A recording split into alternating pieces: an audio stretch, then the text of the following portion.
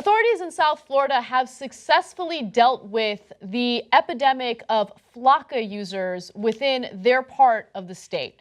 Now, for those of you who are unaware of what Flakka is, it was a synthetic drug that was being sold to Americans through China. So the effects of this drug were disastrous. There were a lot of negative news stories about things like bath salts, which would lead people to act erratically. There was this one notorious story of a man who cannibalized another man, a homeless person, under a bridge in Miami. Well, Flakka was even worse than that. And so local authorities had no idea what to do about it because the feds hadn't criminalized it yet. They didn't really know exactly what the drug was or the potential it had. And also, they didn't have a strategy in place to deal with these people who were on it. So according to the Washington Post, police regularly needed 4 and 5 officers to subdue a single agitated person. Local emergency rooms were overwhelmed by the number of Flakka-induced delirium cases. Traditional drug treatment programs had to be retooled. This escalated for months as addicts sought out Flakka's potent high at just $5 a hit. So this was a cheap high, it was a synthetic high, and there was just this prevalence in South Florida. Now, we have a quick video to kind of show you and help you visualize just how bad this drug was. Take a look. Caught on camera running through downtown Fort Lauderdale, allegedly high on Flakka, a synthetic drug known for causing hallucinations and violent outbursts. Like the one seen here, a man trying to break into this building because he thinks he's being chased. In another case, police say Kenneth Crowder exposed himself in a Melbourne, Florida neighborhood, scaring people on the street. He's screaming and he's doing this like a bird, just keeps doing it, keeps doing it. And he's like, I am God. Detective Tracy Fagone says this man was so scared after smoking Flakka, he thought he was being chased and tried to break into a barricaded Fort Lauderdale police lot. He just gets up, comes over, and he literally tries to make this and jump over the fence. But he came up short, impaling his leg, leaving him dangling for half an hour while the fire department worked to free him. I saw that video, and it was terrible.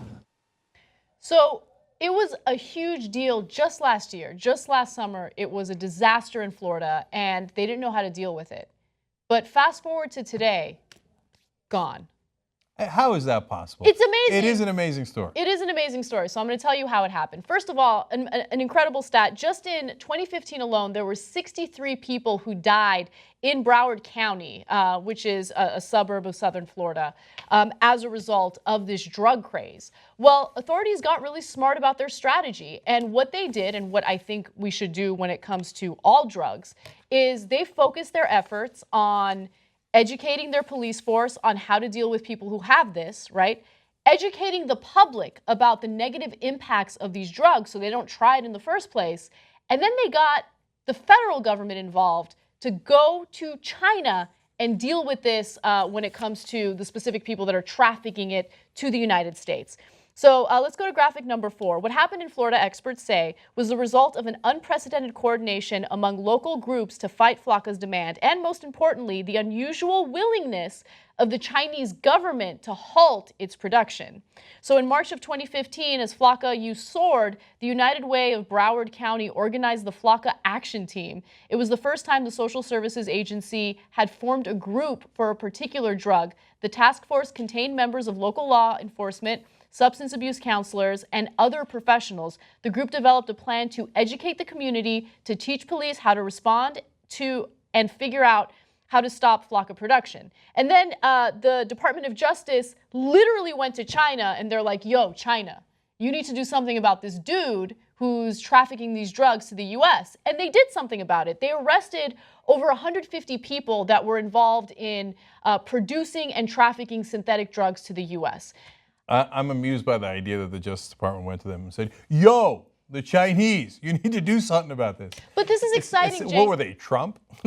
This is exciting because, look, we talk about the importance of legalizing and regulating drugs to deal with instances of drug abuse, right? If you criminalize it and you just throw people in prison without really educating people, without being smart about it, without rehabilitating people, it's not going to work.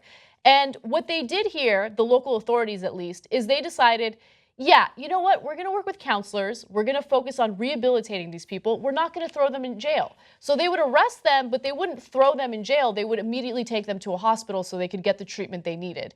It's the compassionate response that you need when people are doing drugs. Right. Now, we should also note that first they'd kick the living crap out of them. Well, I mean, look, if you're on Flakka, and one of the impacts of it is it increases your body temperature so drastically that that's why people get naked. Like, they feel like their body is on fire. And they also feel like they have superhuman powers. Like, they get this adrenaline rush and they have superpower strength.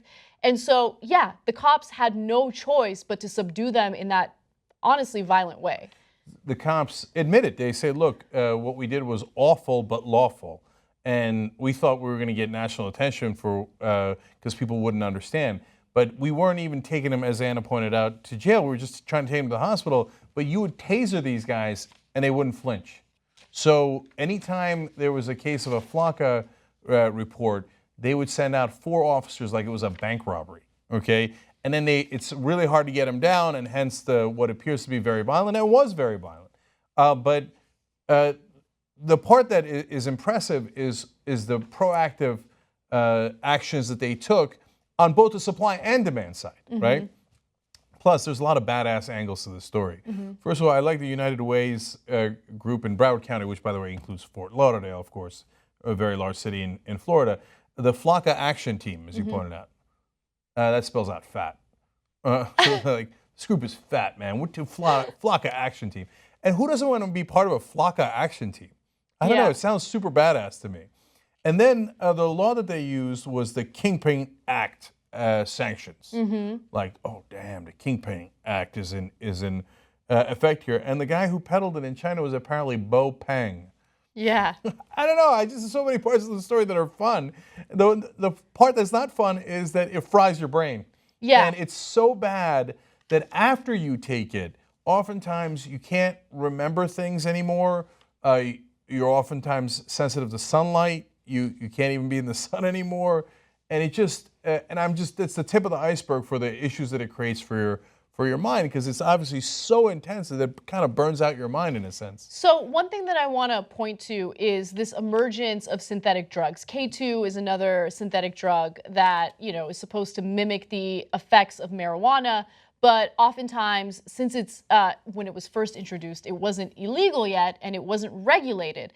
And so people had no idea what they were smoking, and it led to all sorts of negative side effects, right? The reason why people come up with these synthetic drugs is because we've criminalized all these other drugs, especially drugs like marijuana in certain states in this country, right? So people who want to get high are going to get high. It makes a lot more sense to legalize it and regulate it and create a safe environment for them to do it in order to prevent instances of, I don't know, random people taking bath salts and then literally eating a homeless person under a bridge in Miami.